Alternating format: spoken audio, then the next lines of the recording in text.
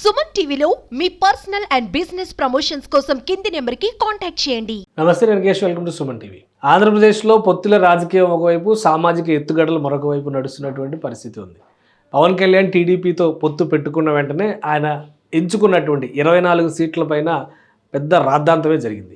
మరోవైపు కాపు నేతలందరూ కూడా పవన్ కళ్యాణ్ని నిందించినటువంటి పరిస్థితి. కాపు సంక్షేమ సేన తరపున హరిరామ జోగయ్య లెటర్లు రాశారు. మరోవైపు కాపు ఉద్యమకారుడిగా పేరున్నటువంటి ముద్రగడ పద్మనాభం కూడా పవన్ కళ్యాణ్ విమర్శిస్తూ లేఖలు రాసినటువంటి పరిస్థితి. ఫైనల్గా ముద్రగడ ఫ్యామిలీ ఒక కన్క్లూజన్కి వచ్చేసింది. ఎందుకంటే హరిరామ జోగయ్య గారి కుమారుడు ఆల్రెడీ వైసీపీలో జాయిన్ అయిపోయినటువంటి నేపథ్యంలో ముద్రగడ కూడా ఇప్పుడు వైసీపీలో చేరేందుకు గ్రీన్ సిగ్నల్ ఇచ్చారనేటువంటి సంకేతాలు చాలా స్పష్టంగా వస్తున్నాయి. ఈ నెల 12వ తేదీన ముద్రగడ పద్మనాభం ఆయన ఫ్యామిలీ వైసీపీలో చేరేటువంటి అవకాశాలు కనిపిస్తున్నాయి. అలానే చిన్న చిన్న కండిషన్స్ మినహా రెండు పార్టీలు అంటే ముఖ్యంగా వైసీపీలో చేరడం పైన పెద్దగా అభ్యంతరాలు లేని పరిస్థితి ఉన్న నేపథ్యంలో రాబోయేటువంటి సిద్ధం సభలోనే పార్టీలో చేరికని అనౌన్స్ చేసినా ఆశ్చర్యపోవాల్సినటువంటి అవసరం లేదని వైసీపీ నాయకులు చెప్తున్నటువంటి పరిస్థితి. సో ఏ విధంగా మారబోతుంది ఈ రాజకీయ పరిణామాలు, ముఖ్యంగా ఉభయ గోదావరి జిల్లాలపైన ఎలాంటి ప్రభావం చూపించబోతున్నాయి అనేటువంటి అంశాన్ని ఒకసారి విశ్లేషించేటువంటి ప్రయత్నం చేద్దాం. ముద్రగడ పద్మనాభం గారు కాపు ఉద్యమకారుడిగా ఆయనకి చాలా పేరున్నటువంటి పరిస్థితి. దాదాపు 30-40 ఏళ్ళుగా కాపు జాతి ఉద్యమాలు, కాపు జాతి ఉద్ధరణ అనేటువంటి లక్ష్యంతోనే ఆయన పనిచేస్తున్నటువంటి వ్యక్తి. ఈ నేపథ్యంలో పవన్ కళ్యాణ్ 24 సీట్లకి తలొగ్గడం వల్ల కాపులు తీవ్రంగా నష్టపోయారు, ఆత్మాభిమానాన్ని కోల్పోతున్నటువంటి పరిస్థితి ఉందనేటువంటి ఆవేదన వ్యక్తం చేశారు. అలానే జనసేన పార్టీలో ఆయన చేరడానికి సుముఖత వ్యక్తం చేసినప్పటికీ కూడా పవన్ కళ్యాణ్ ఆయన ఇంటికి వచ్చి ఆహ్వానించలేదనేటువంటి రీజన్తో ఆ 24 సీట్లకైతే తన అవసరం కూడా లేదనేటువంటి సంకేతంతో ఆయన దూరం జరుగుతున్నట్టుగా ఒక లెటర్ రాశారు. ఆ లెటర్ రాసిన మరుక్షణమే వైఎస్ఆర్సీపీ నుంచి ఆపరేషన్ మొదలైంది. ఆయన ఏ విధంగా అయినా కానీ వైసీపీలోకి ఆహ్వానించాలనేటువంటి క్లారిటీ అధినేత జగన్మోహన్ రెడ్డి ఇచ్చేసినటువంటి పరిస్థితి. ఈ నేపథ్యంలోనే పలువురు నేతలు ఆయనతో భేటీ అయ్యారు. ఎప్పటిలోగా ఆయన్ని పార్టీలోకి తీసుకొస్తారనేటువంటి అంశంపైన విస్తృతంగా చర్చ జరిగింది.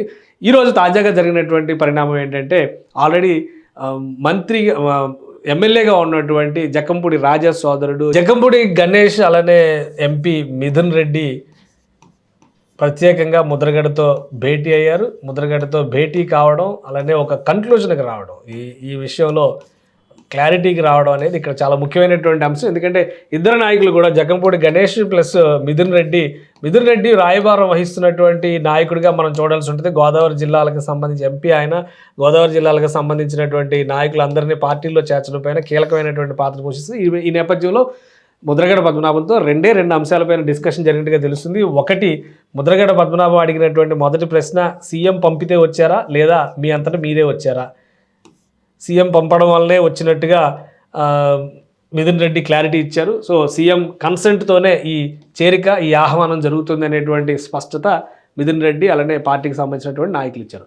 మరొక కండిషన్, ముద్రగడ పెట్టినటువంటి కండిషన్, ఈసారి ఎన్నికలకు దూరం అనేటువంటి మాట ఆయన చెప్పినట్టుగా తెలుస్తుంది. ఎన్నికల్లో పోటీ చేయకుండా పార్టీకి మద్దతు ఇవ్వడం లేదా పార్టీలో చేరడం అనేటువంటి అంశం పైన మాత్రమే తాను సానుకూలంగా ఉన్నట్టుగా ముద్రగడ పద్మనాభం చెప్పారనేటువంటిది ప్రస్తుతానికి వచ్చినటువంటి సమాచారం. దీనిపైన ఈ అంశాలు అన్నింటినీ కూడా ముఖ్యమంత్రి అలానే వైఎస్ఆర్సీపీ అధినేత జగన్మోహన్ రెడ్డికి నివేదించిన తర్వాతే చేరికకు లైన్ క్లియర్ అనేటువంటి సంకేతాలు వస్తున్నటువంటి పరిస్థితి. అయితే ప్రస్తుతం ఉన్నటువంటి ఇన్ఫర్మేషన్ ప్రకారం చూస్తే కనుక, ఇరువురి మధ్య జరిగినటువంటి చర్చల ప్రకారం చూస్తే కనుక మార్చి 12వ తేదీన 99% ఆయన పార్టీలో చేరేటువంటి అవకాశం కనిపిస్తుంది. ముద్రగడ పద్మనాభం వైఎస్ఆర్సీపీ తీర్థం పుచ్చుకోవడం ఖాయం అనేటువంటి సంకేతాలు కనిపిస్తున్నాయి. అలానే వైఎస్ఆర్సీపీ నేతలు, కొంతమంది కాపు నేతలు కూడా బహిరంగంగానే వ్యవహరిస్తున్నటువంటి పరిస్థితి. అయితే అధికారికంగా అటు ముద్రగడ ఫ్యామిలీ కానీ ఇటు వైఎస్ఆర్సీపీలో చర్చలు జరిపినటువంటి నేతలు కానీ ఈ విషయాన్ని కన్ఫర్మ్ చేయలేదు. కానీ వైఎస్ఆర్సీపీలో ఉన్నటువంటి కొంతమంది కాపు నేతలు చెబుతున్నటువంటి అంశం ప్రకారం 12వ తేదీన జగన్మోహన్ రెడ్డి గారి సమక్షంలో ముద్రగడ ఫ్యామిలీ పార్టీలో చేరబోతున్నది పక్కాగా వస్తున్నటువంటి సమాచారం. అయితే ముద్రగడ పార్టీలోకి వచ్చిన తర్వాత పిఠాపురం నుంచి ఆయన బరిలోకి దింపాలి అనేటువంటి చర్చ చాలా విస్తృతంగా ఈ మధ్యకాలంలో జరుగుతుంది. పిఠాపురం నుంచి ఎందుకు అంటే అక్కడి నుంచి పవన్ కళ్యాణ్ పోటీ చేసేటువంటి అవకాశం ఉంటుంది కాబట్టి నేరుగా ఆయనతో ఢీ కొట్టాలనేటువంటి ఆలోచన వైఎస్ఆర్సీపీ చేస్తుంది అనేటువంటి ప్రచారం జరుగుతుంది. అయితే ముద్రగడ ఇప్పుడు ఎన్నికలకు దూరంగా ఉండాలి అనేటువంటి ప్రతిపాదన పెట్టినటువంటి నేపథ్యంలో జగన్మోహన్ రెడ్డి దీన్ని ఏ విధంగా రిసీవ్ చేసుకుంటారు, అలానే పిఠాపురంలో ఎవరిని బరిలోకి దింపుతారు? ఇప్పటికే వంగా గీతని అక్కడ ఇన్ఛార్జిగా అనౌన్స్ చేసినటువంటి పరిస్థితి ఉంది. అయితే కొన్ని కారణాల వలన ఆమెను మార్చొచ్చు అనేటువంటి సంకేతాలు ఉన్నాయి.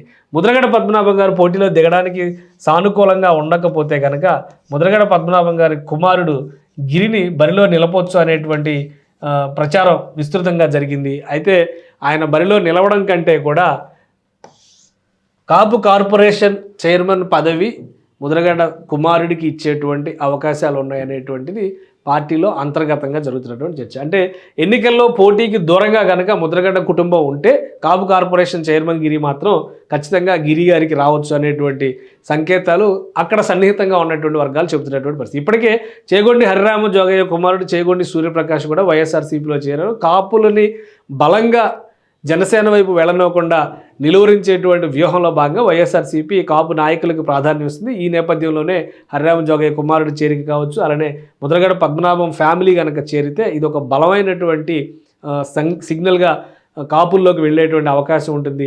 ఓట్ల చీలికకు ఇది బీజం వేయొచ్చు అనేటువంటి ఆలోచనతో వైఎస్ఆర్సీపీ నాయకులు ఉన్నారు. ఈ నేపథ్యంలోనే ఈ చర్చలు దాదాపు ఫలప్రదం అయినట్టుగానే ఇరు వర్గాల నుంచి అందుతున్నటువంటి సమాచారం. చేరిక ఎప్పుడు అనేటువంటి విషయం మీద మాత్రమే ఒక స్పష్టత రావాల్సినటువంటి పరిస్థితి ఉంది. ఇప్పటికే జనసేనలో చేరేది లేదనేటువంటి సంకేతాలు ఇచ్చినటువంటి నేపథ్యం. అసలు 2 సార్లు కలుస్తానని పవన్ కళ్యాణ్ ఎందుకు కలవలేదు అనేటువంటి అంతర్మథనం కూడా ముద్రగడ కుటుంబంలో జరిగినట్టుగా తెలుస్తుంది. అయితే జనసేన నాయకుల వర్షన్ మరో విధంగా ఉంది. ఎందుకంటే ఒకవేళ పవన్ కళ్యాణ్ ముద్రగడ పద్మనాభాన్ని పార్టీలోకి ఆహ్వానించినప్పటికీ కూడా ఆయన చివరి నిమిషంలో పార్టీకి బై చెప్పేటువంటి అవకాశాలు ఉన్నాయి. ఈ విధంగా మోరల్ దెబ్బతినేటువంటి సంకేతాలు ఉన్నాయి అనేటువంటి మాట. మరికొంతమంది ఇంకొక అడుగు ముందుకేసి కోవర్ట్ ఆపరేషన్, ఇది వైఎస్ఆర్సీపీ కోవర్ట్ ఆపరేషన్ అనేటువంటి ప్రచారం కూడా చేస్తారు. అయితే అది ఎలాంటి ఆధారాలు లేని వ్యాఖ్యలు కాబట్టి మనం ఏం పట్టించుకోవాల్సినటువంటి అవసరం లేదు. కానీ ముద్రగడ పద్మనాభం వస్తే చివరి నిమిషంలో కూడా మళ్ళీ ఆయన తన వ్యక్తిగత స్వేచ్ఛ అనేటువంటి నిర్ణయంతో వేరే రకంగా మాట్లాడితే పార్టీకి నష్టం జరగవచ్చు అనేటువంటి ఆలోచనతోనే పవన్ కళ్యాణ్ ఆచితూచి వ్యవహరించినట్టుగా తెలుస్తుంది. చివరికి తాడేపల్లిగూడెం సభ తర్వాత ముద్రగడ రాసినటువంటి లేఖ ఈ దూరాన్ని మరింతగా పెంచినటువంటి సంకేతాలు ఉన్నాయి. ఈ నేపథ్యంలో వైసీపీకి ఆయన దగ్గర అవుతున్నారనేటువంటి సంకేతాలు ఉన్నాయి.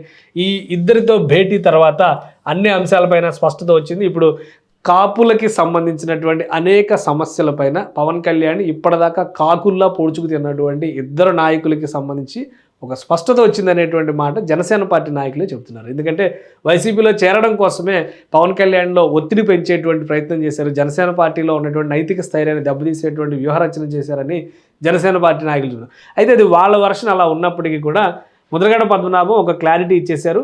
పార్టీలో వైఎస్ఆర్సీపీలో చేరబోతున్నారు. 12వ తేదీని ముహూర్తంగా 99% 12వ తేదీని ముహూర్తంగా ఖరారు చేసుకోవచ్చు అనేటువంటి సంకేతాలు అయితే స్పష్టంగా వస్తున్నాయి.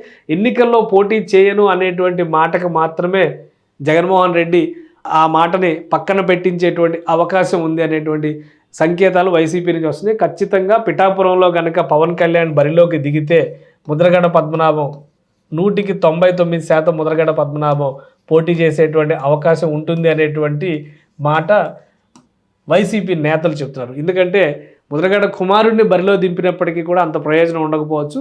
ఉద్యమ నేతగా ముద్రగడ పద్మనాభంకు ఉన్నటువంటి గౌరవం, రెస్పెక్ట్, ఈ అన్నిటి నేపథ్యంలోనే పవన్ కళ్యాణ్ని ఓడించడానికి ఇక్కడ ఎక్కువ ఛాన్సెస్ ఉంటాయనేటువంటి అభిప్రాయాన్ని వైసీపీ నేతలు చెబుతున్నారు.